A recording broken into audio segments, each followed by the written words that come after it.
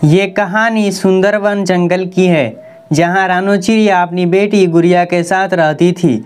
चिड़िया बहुत मेहनती थी, वो बहुत मेहनत करती थी और अपनी बेटी के लिए अच्छे अच्छे भोजन लाती थी।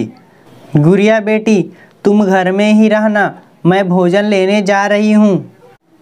अगर तुम्हें उड़ने का दिल करे तो घर के पास ही उड़ना, ज़्यादा दूर मत जाना। मम्मा, आप जाते समय मुझे हमेशा यही समझाती हो, आप सही से जाओ, मैं अपना ध्यान रखूँगी। प्यारे दोस्तों, हमें कमेंट में बताएं कि आपको अगला वीडियो कौन से टॉपिक पे चाहिए या आपको कौन सा वीडियो देखने में अच्छा लगता है। ये सब एक पेड़ पर बैठा कालू कौआ सुन लेता है। चिड़िया दाना लेने चली जाती है। जब तक माँ दाना लेने गई है, मैं तब तक थोड़ी सैर कर लेती हूँ। गुड़िया जंगल की सैर करने निकल पड़ती है। वो बहुत तेज़ उड़ती है और थोड़ी ही देर उड़ने के बाद उसे बहुत तेज़ और काफ़ी ज़्यादा अच्छा उड़ने आ जाता है। कुछ देर बाद चिड़िया दाना लेकर आती है। ए चिड़िया, रुक, मुझे पता है कि तुम नदी किनारे अपनी एक बेटी के साथ रहती हो। तुम रोज़ अपना दाना मुझे दिया करो, वरना मैं तुम्हारी बेटी को मार दूंगा। नहीं कालू भैया, मैं तुम्हें रोज़ दाना दूंगी, तुम मेरी बेटी को कुछ मत करना। फिर चिड़िया कालू कौवे को दाना दे देती है और दोबारा दाना लाने चली जाती है।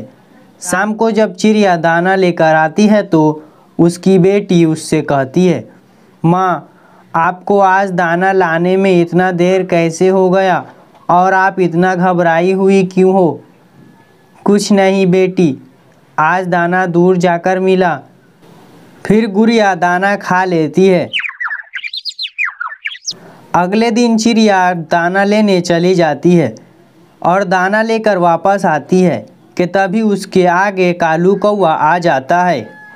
ए चिड़िया, मैं तुम्हें कल ही समझाया था कि तू हमेशा मुझे दाना लाकर दिया करेगी। वो मैं भूल गई थी कालू भैया, ये लीजिए दाना। चिड़िया कौवे को दाना देकर वापस चली जाती है। आजकल माँ को दाना लाने में इतना ज़्यादा वक्त क्यों लग रहा है? पहले तो कभी इतना देर नहीं हुई। आज मुझे माँ से पूछना ही होगी। शाम को जब चिड़िया दाना लेकर आती है तो, माँ, आज आपको दाना लेने में इतनी देर क्यों हो गई? पहले तो आप जल्दी आ जाती थी। नहीं बेटी, अभी दाना चुनने दूर जाना पड़ता है, इसलिए देर हो जाती है। फिर गुड़िया दाना खाकर सो जाती है। अगले दिन चिड़िया दाना लाने चली जाती है।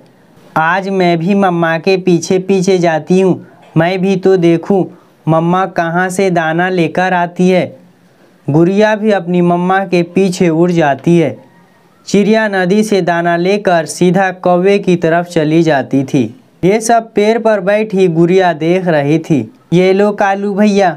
चिड़िया, आज मुझे फल खाना है, फल लाकर दो, वरना मैं तुम्हारी बेटी को जान से मार दूंगा। ये सब गुड़िया पेड़ पर बैठी सुन रही थी। अच्छा, तो ये कौवा मेरी मम्मा को परेशान कर रहा है। गुड़िया पीछे से उड़ते हुए जाती है और कालू कौवे को जोर से चोंच मारती है और अपनी मम्मा के पास जाकर बैठ जाती है। ए पिद्दी चिड़िया, तुमने मुझे मारा। बेटी गुड़िया, तुम यहाँ क्यों आई हो? मम्मा, आप इस कौवे से क्यों डर रही हो? सुनो कालू, अगर तुम्हें हिम्मत है तो मुझे पकड़कर दिखाओ। कालू कौवा गुड़िया के पीछे पकड़ने के लिए उड़ने लगता है, पर गुड़िया बहुत तेज थी, वो कौवे के हाथ नहीं आ रही थी। कालू कौवा उड़ते हुए एक पेड़ में जाकर फंस जाता है। गुड़िया उसे पीछे से बहुत पीटती है। अरे मैं मर गया, मुझे माफ़ कर दो चिड़िया, मैं अब ऐसा नहीं करूँगा, मैं कभी भी ऐसा नहीं करूँगा। पर गुड़िया उसकी एक न सुनती और कालू कौवे को बहुत पीटती है। मुझे माफ़ कर दो चिड़िया, आगे से मैं ऐसा कभी नहीं करूँगा, मुझे माफ़ कर दो। कालू कौवा, अब तुम मेरी मम्मा के लिए दाना लाने जाओगे। अगले दिन कालू कौवा दाना लेकर आता है। कालू, आज हम फल खाएंगे, ये दाना ले जाओ। कालू कौवा रोने लग जाता है। चिड़िया मुझे माफ़ कर दो, मुझे सबक मिल गया है कि कभी किसी गरीब या मजबूर पक्षी को परेशान नहीं करना चाहिए और हमेशा अच्छे से ज़िंदगी बितानी चाहिए। एक घने जंगल में रानो चिड़िया अपनी 2 बेटियों के साथ रहती थी।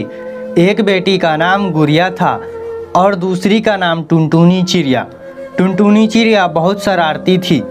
उसका गुस्सा हमेशा उसके नाक पर ही रहती थी। बेटा, अब हमें घोंसले की मरम्मत करनी है और तुम दोनों को मेरे साथ चलना होगा। मम्मा कहाँ जाना है आज? झील के पास सूखा घास है, आज उसे इकट्ठा करना है अपने घोंसले में और फिर कल घोंसले की मरम्मत का काम करना होगा। हाँ मम्मा, ठीक है, आज बहुत मज़ा आएगा और कुछ नया सीखने को मिलेगा। लेकिन मम्मा, मेरे पेट में दर्द हो रही है, मैं कैसे कर पाऊंगी सारा दिन काम? मुझे पहले से ही पता था जब कोई काम करना होता है तब उसी दिन तुम्हारे पेट में दर्द शुरू हो जाता है। लेकिन तुम ये जान लो, मैं हमेशा तुम्हारे साथ नहीं रहूंगी। कल मेरा भी बचपन था, फिर जवानी आ गई और अब मैं बूढ़ी हो चुकी हूँ और ये सब मुझे सपने की तरह लगता है। मुझे पता ही नहीं चला कब इतना वक्त गुजर गया। अगर तुम ऐसे ही बहाने बनाती रहोगी तो अपनी ज़िंदगी कैसे गुजारोगी? देखो, ये भी तो तुम्हारी बहन है, ये मेरी हर तरह से मदद करती है। मम्मा चलो, कोई बात नहीं, अगर टुनटुनी ठीक नहीं है तो इसके हिस्से का काम भी मैं कर लूँगी। तुम्हें इतना अच्छा बनने की कोई ज़रूरत नहीं है, मेरे हिस्से का काम तुम रहने देना। जब मैं ठीक हो जाऊँगी तो खुद ही कर लूँगी अपने हिस्से का काम। तुम किसी भी बात पर खुश नहीं हो सकती, हर वक्त लड़ाई के मूड में रहती हो। चलो मम्मा, हम चले। ठीक है टुनटुनी, हम जा रही हैं, तुम अपने पेट का दर्द ध्यान रखना। और फिर रानो चिड़िया और उसकी छोटी बेटी गुड़िया दोनों सूखा घास लेने चली जाती हैं। मम्मा, इसके पहले मैंने कभी भी घोंसले की मरम्मत का काम नहीं किया, आप मुझे बता दें किस तरह के घास इकट्ठा करना होगी। हाँ बेटा, वो देखो जो सूखा लंबा लंबा घास है जो सूख कर तिनके की तरह हो गया है, वो हमको चाहिए होगा। हाँ मम्मा, मुझे पता चल गया। और वो दोनों माँ बेटी तिनके इकट्ठा करने लगती है। मम्मा, सूखा घास कहाँ जमा करना है? ये जगह ठीक है, तुम यहाँ पर तिनके लाकर रखो, ये जगह ठीक है। अगर हवा आई तो पेड़ की वजह से उड़ेगी नहीं। मम्मा से बेइज्जती तो करवा ली है, क्यों ना अब थोड़ा घूम फिर लिया जाए। मम्मा और गुड़िया तो शाम को आएंगी, लेकिन मैं जाऊँ कहाँ? हाँ, तोते के तरफ जाती हूँ, बूढ़े तोते को थोड़ा तंग करती हूँ। फिर टुनटुनी चिड़िया बूढ़े तोते की तरफ चली जाती है। हेलो बूढ़े अंकल, कैसे हो? पहले बड़ों से बातें करने का तरीका सीखो। तुम तो हो ही बदतमीज, पर तुम मेरे पास क्या करने आई हो? बताओ क्या बात है? अंकल, मेरी मम्मा आज कुछ ठीक नहीं है, इसलिए कुछ खाने को मन कर रहा था, सोचा आपकी तरफ जाती हूँ, कुछ मिल जाएगा खाने को। तुम्हारी मम्मा बीमार है तो ये मेरे पास एक अमरूद है, ये लो और खा लो। ओके बूढ़े अंकल। फिर टुनटुनी उस अमरूद को लेकर एक पेड़ की डाल पर बैठ जाती है और उस अमरूद को खा लेती है। पेट तो भर गया, पर शरारत कौन सा करूं, इससे थोड़ा मजा भी आ जाए। हाँ, शरारत का सामान तो मेरे सामने ही है। और टुनटुनी चिड़िया जो हमेशा शरारत करने के मूड में रहती, उसे एक शरारत सूझती है। वो वहीं पास में ही एक गुलाब का फूल तोड़ती है और उसमें एक लाल मिर्ची मसलती है और तोते के पास ले जाती है। अंकल जी, आपका बहुत बहुत धन्यवाद। अमरूद मजे का था और बदले में मैंने सोचा आपको फूल गिफ्ट करूं। एक बार इसे सूंघ कर तो देखो, इसकी सुगंध कितनी अच्छी है। तोता जैसे ही उस फूल को सूंघता है, तभी मिर्ची की वजह से उसे खांसी शुरू हो जाती है। उल्लू बनाया, बड़ा मजा आया। उल्लू बनाया, बड़ा मजा आया। मैं शाम को तुम्हारी मम्मा को बताऊंगा। फिर टुनटुनी चिड़िया वहाँ से भाग जाती है और टुनटुनी सारा दिन शरारत करने के बाद अपने घोंसले में आकर सो जाती है। दूसरी तरफ गुड़िया और रानो चिड़िया सारा दिन काम करती है। मम्मा आप थक गई होंगी।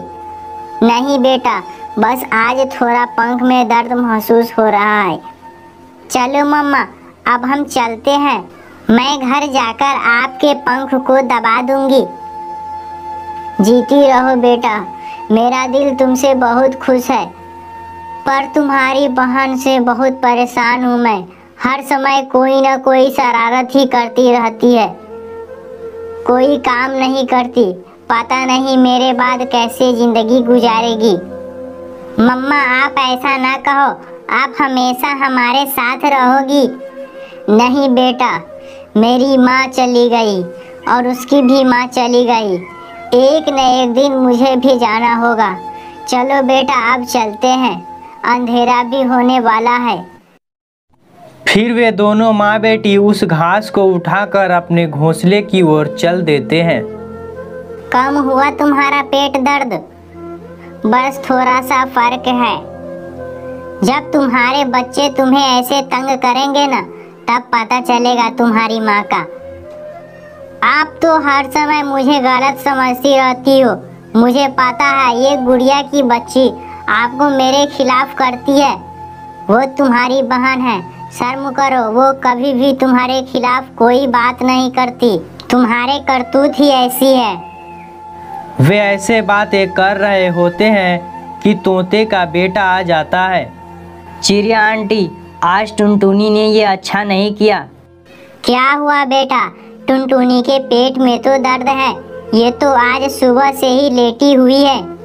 नहीं आंटी, ये मेरे घर आई थी और मेरे पापा से कहा कि मेरी माँ बीमार है, खाने को कुछ दो। मेरे पापा ने इसे अमरूद दिया और बदले में इसने मेरे पापा को फूल पर मिर्ची लगाकर सुंघा दिया। और मेरे पापा का खांस खांस कर सुबह से बुरा हाल है और उनको सांस आने में दिक्कत हो रही है। टुनटुनी के शरारत पकड़े जाने पर सोने का नाटक करती है। पापा ने कहा था कि रानो आंटी को कहना कि उसे समझाए, ये बहुत शरारत करती है। सब पक्षी इससे तंग है। मैं शर्मिंदा हूँ बेटा, अपने पापा से कहना। मैं कल उससे माफ़ी मांगने आऊँगी। और फिर तोते का बेटा वहाँ से चला जाता है। सुन लिया है तुमने? मुझे पता है तुम जाग रही हो। गुड़िया मुझे पानी दो, मेरे पंख का दर्द बढ़ गया है। गुड़िया जल्दी से अपनी माँ को पानी देती है। बेटा, पंख का दर्द बहुत ज़्यादा है, मेरी सांस रुक रही है। नहीं मम्मा, आप थकी हो।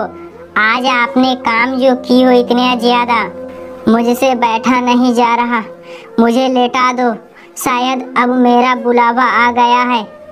नहीं मम्मा, ऐसे तो ना कहो। हाँ बेटा। टुनटुनी जल्दी आओ, देखो माँ को क्या हो गया है। और टुनटुनी अपनी मम्मा के पास आती है। मम्मा क्या हुआ? मम्मा आप अपनी आंखें खोलो, मैं अब आपकी सारी बात मानूंगी। लेकिन चिड़िया अब हमेशा के लिए जा चुकी थी और वो अपनी आंखें नहीं खोलती।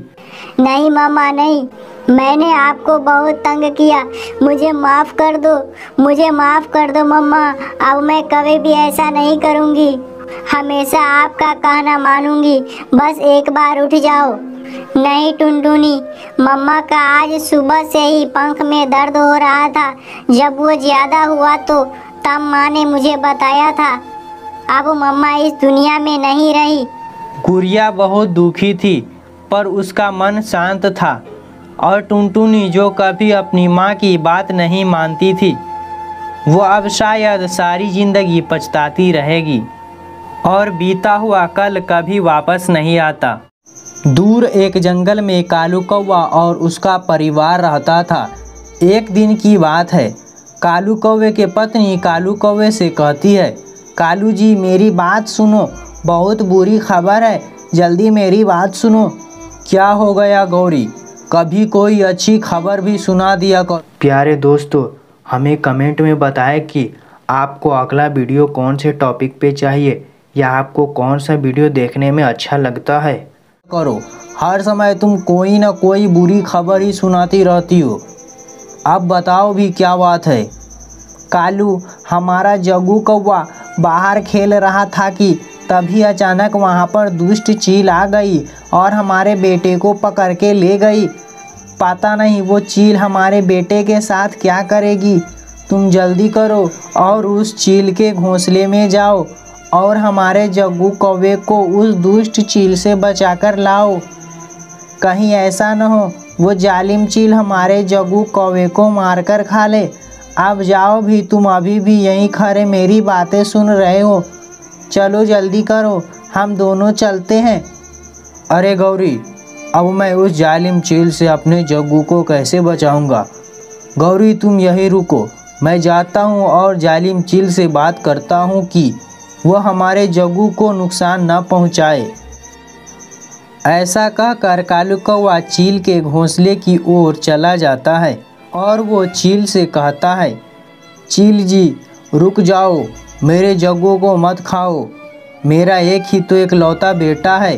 कालू कौवे, मेरा नाम दुष्ट चील है और मैं अपना शिकार ऐसे ही नहीं छोड़ देती हूँ।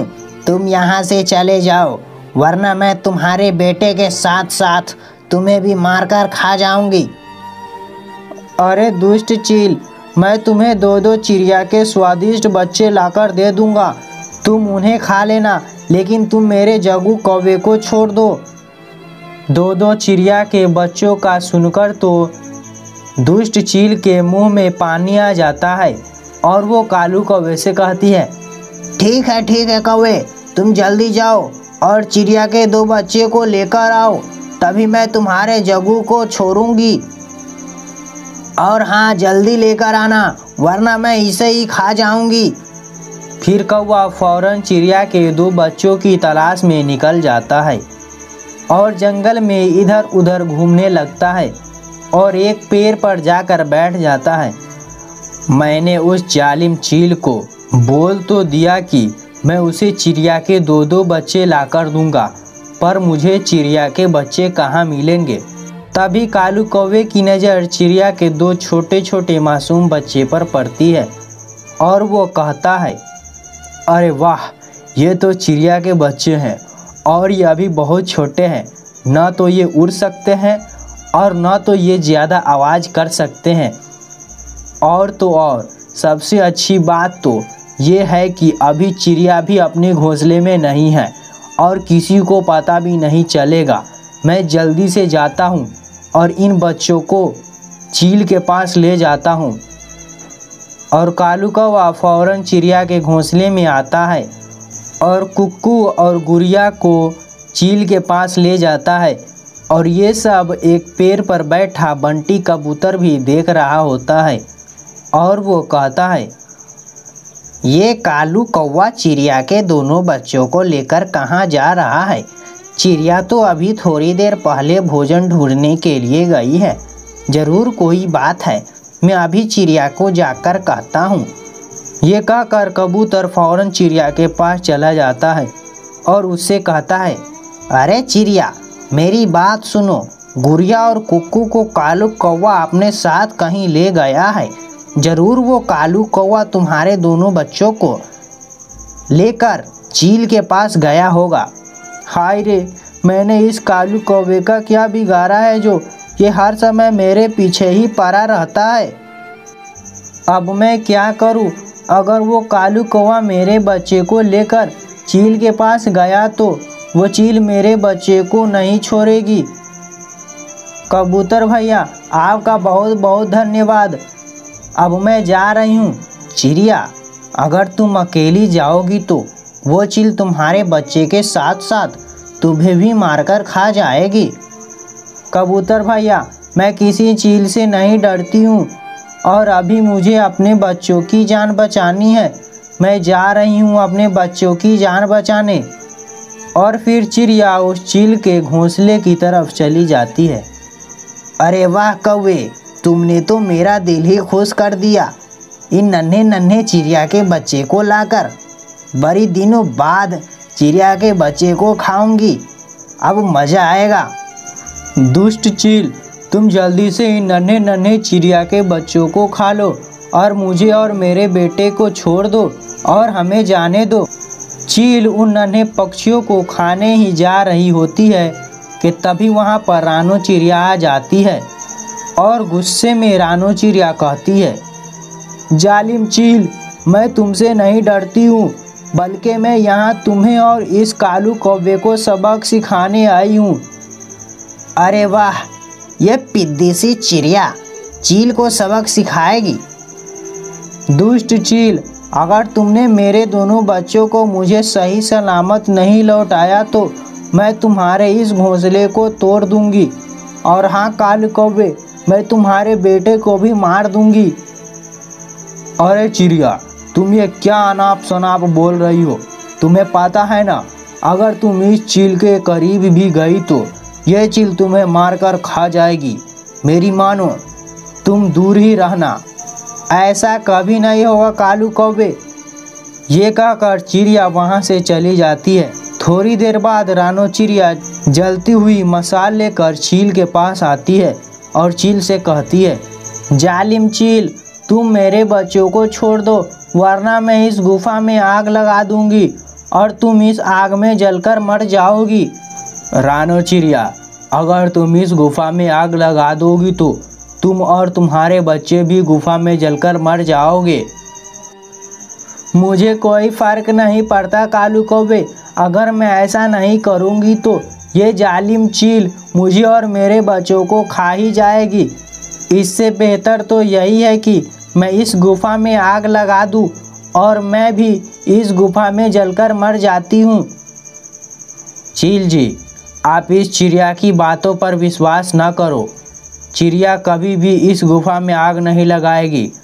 कालू कौवे के इतना कहते ही रानो चिड़िया उस गुफा में आग लगा देती है और आग धीरे धीरे पूरे गुफा में फैलने लगती है। आग से तो चील को बहुत ज़्यादा डर लगता था, इसलिए वो वहाँ से भाग जाती है और कालू कौवा भी वहाँ से ऐसे डर के भागता है कि उसे याद भी नहीं रहता कि वहाँ उसका बेटा जग्गू कौवा भी है। आग तो धीरे धीरे बढ़ती जा रही है, मुझे जल्दी से मेरे दोनों बच्चों को यहाँ से बचाकर ले जाना होगा। लेकिन कालू कौवे के बेटा जग्गू कौवा कितना मासूम है, मैं इस बच्चे को यहाँ पर ऐसे छोड़कर नहीं जा सकती हूँ, मुझे इसकी भी जान बचानी होगी। लेकिन मैं इन तीनों को एक साथ कैसे ले जाऊँगी, मुझे कुछ ना कुछ करना होगा। फिर रानो चिड़िया कुछ सोचने जाती है, तभी उसे सामने परी एक टोकरी नज़र आती है और रानो चिड़िया फौरन उस टोकरी के पास जाती है। चिड़िया उस टोकरी में तीनों बच्चों को बैठाकर वहाँ से ले जाती है। शुक्र है इन मासूम बच्चों की जान बच गई, वरना वो चील इन बच्चों को तो मारकर खा ही जाती। चिड़िया, अब तुम कभी भी भोजन लेने जाना तो मुझे बता देना, मैं तुम्हारे बच्चों का अच्छे से ख्याल रखूँगा और इन्हें अकेला छोड़कर अब तुम कभी मत जाना। कबूतर भैया, आपका बहुत बहुत धन्यवाद। अच्छा, अब मैं इस जग्गू को कालू कौवे के पास ले जाती हूँ। बेचारी गौरी कौवी तो बहुत ज़्यादा परेशान होगी। और जब इधर कालू कौवा अपने घोंसले में आता है तो उसे याद आता है कि वो तो जग्गू कौवे को उस जलती हुई गुफा में छोड़ कर आ गया है। कालू जी, क्या हुआ? तुम तो जग्गू कौवे को लेने के लिए गए थे ना, कहाँ है मेरा जग्गू?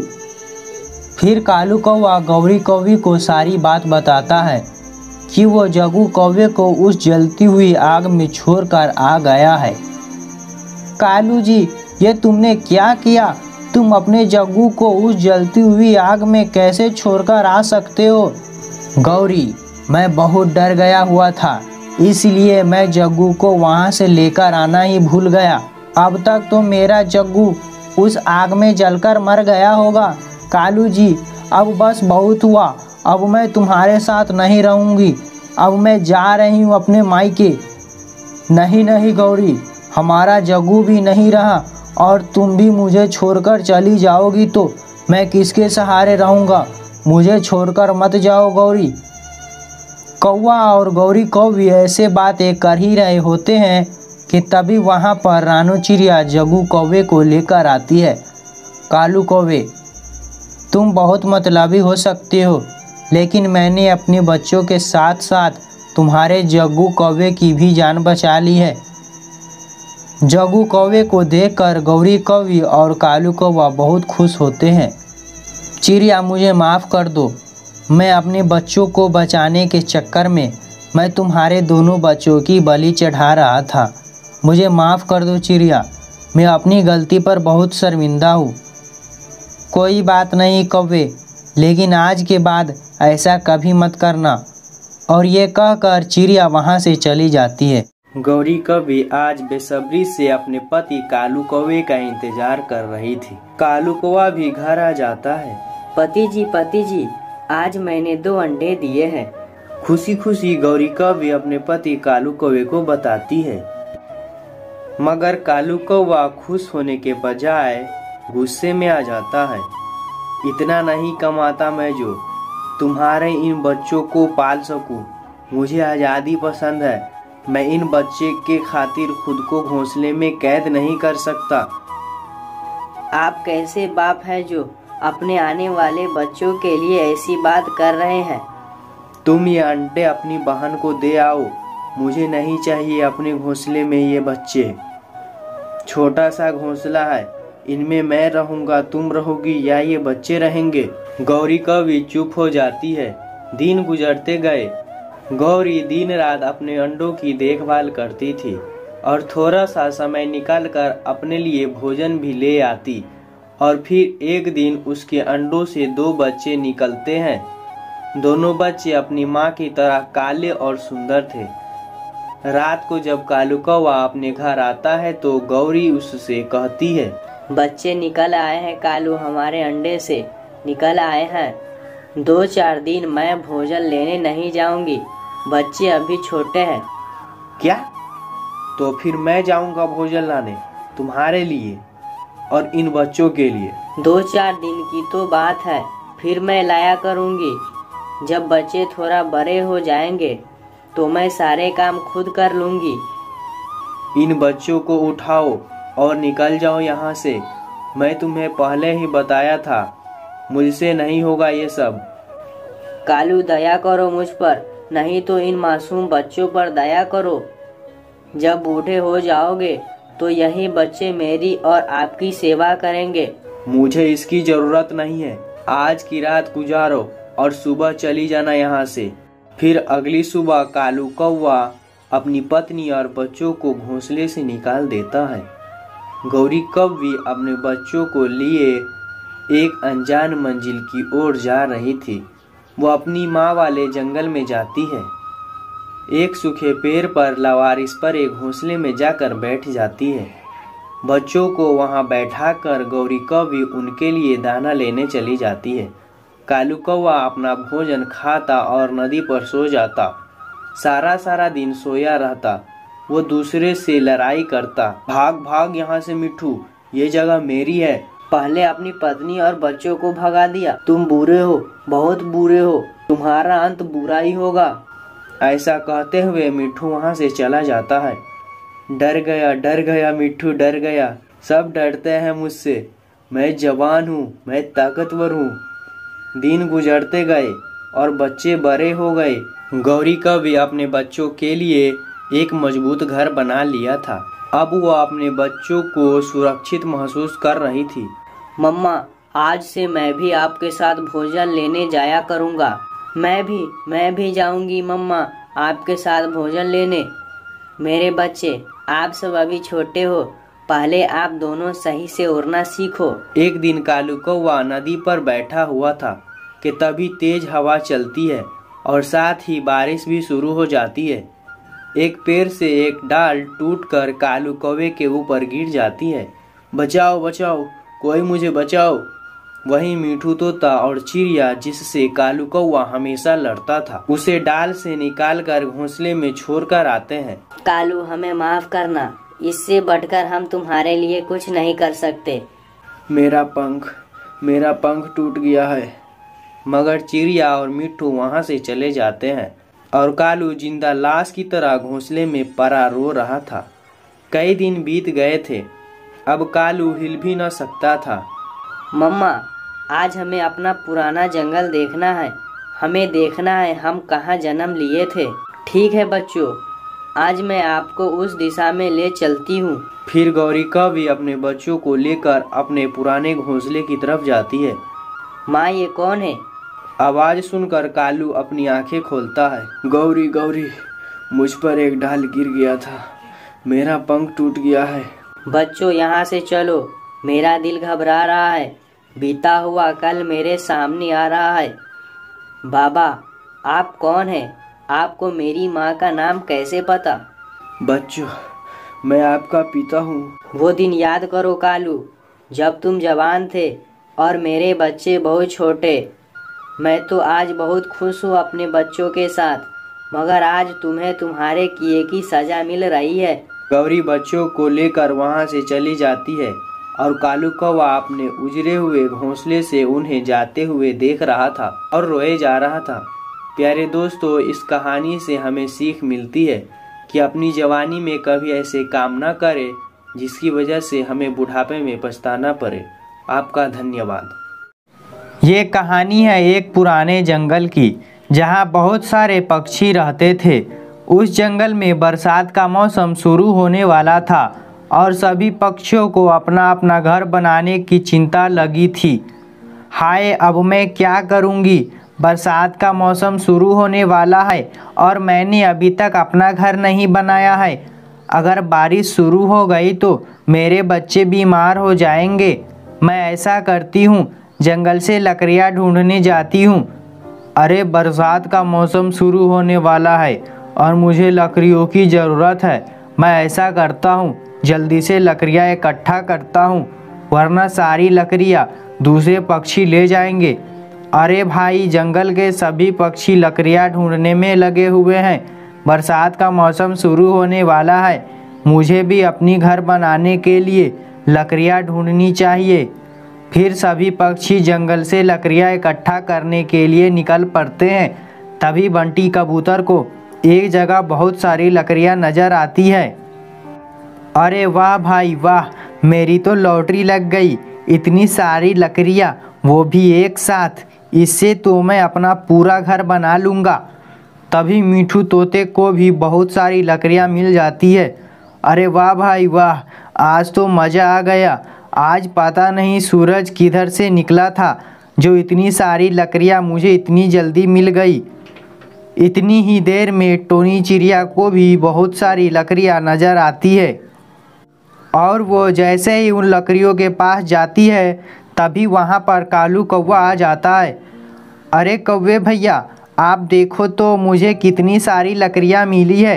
इन लकड़ियों से मैं अपना घर बनाऊंगी और बारिश के दिनों में आराम से रहूंगी।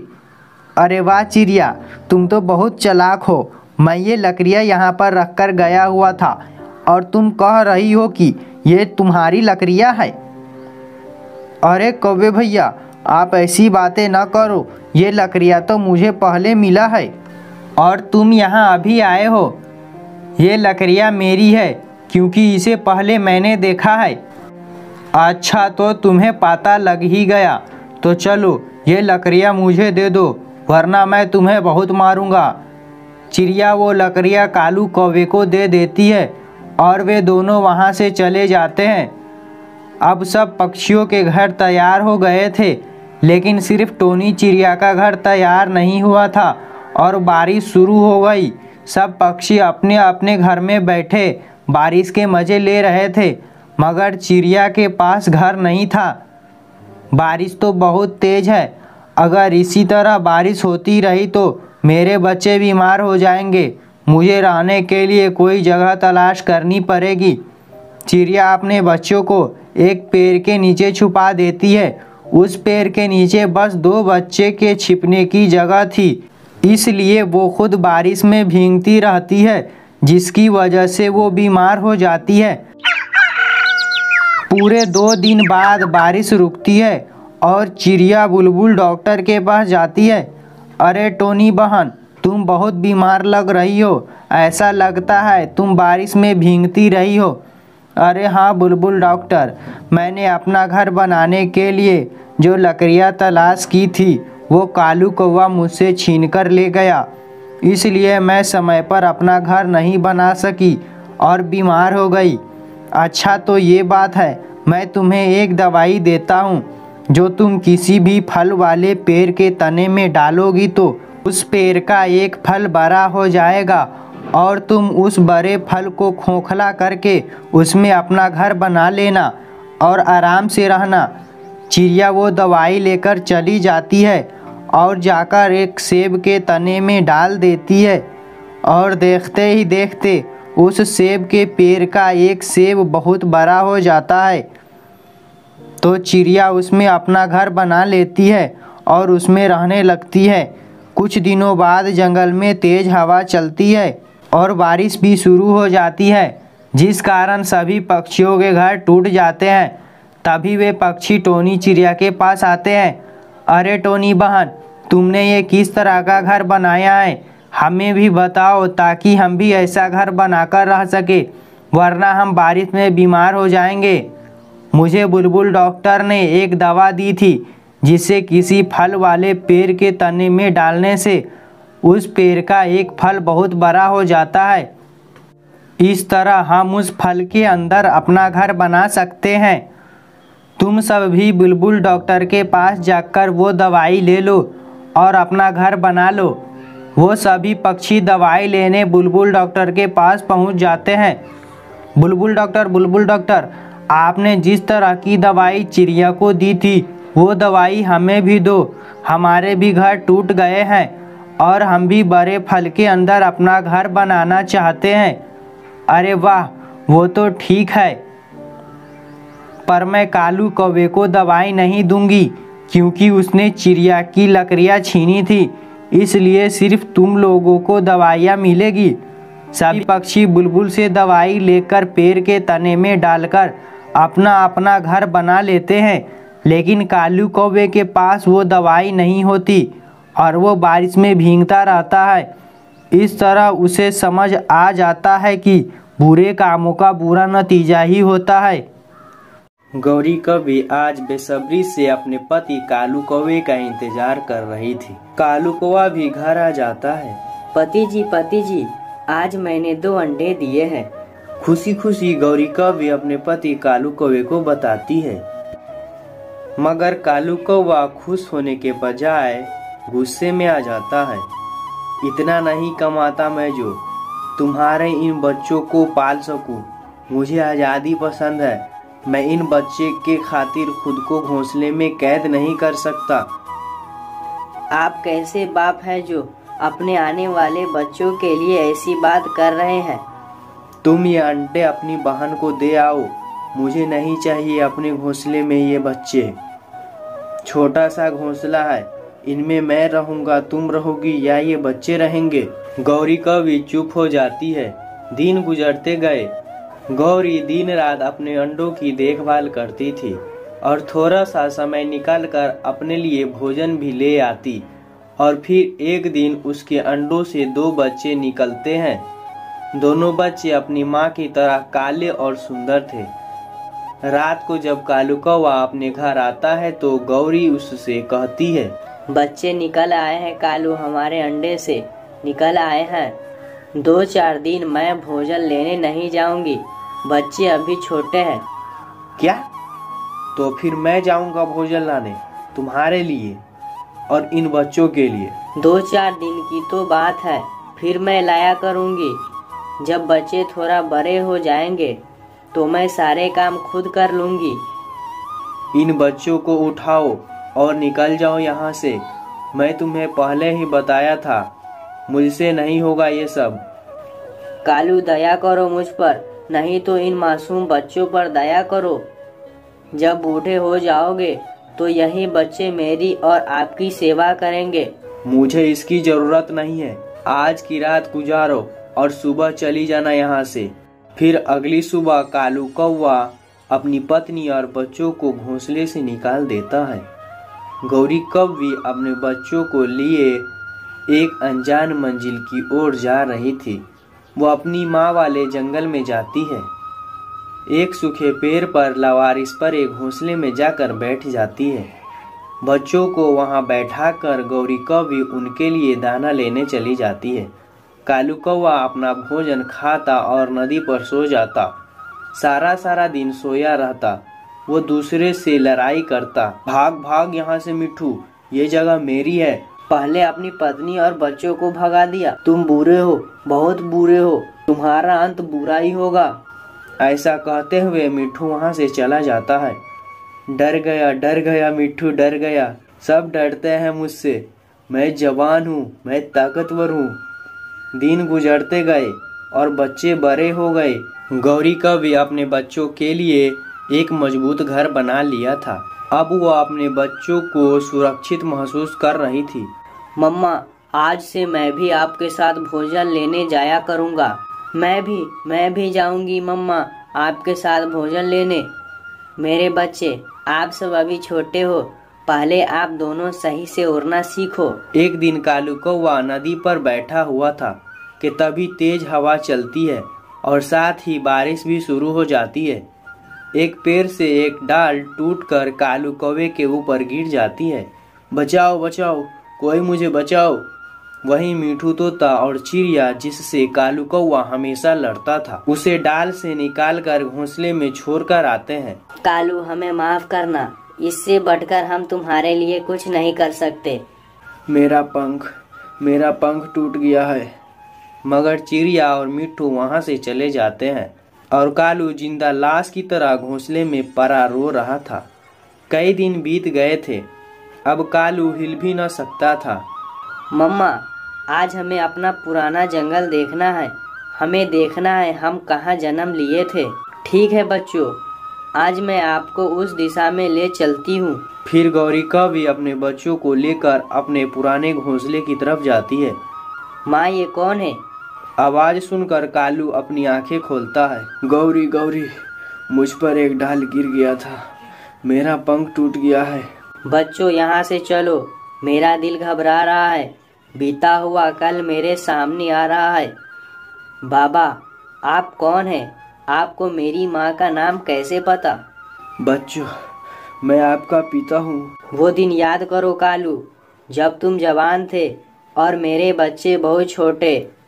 मैं तो आज बहुत खुश हूँ अपने बच्चों के साथ, मगर आज तुम्हें तुम्हारे किए की सजा मिल रही है।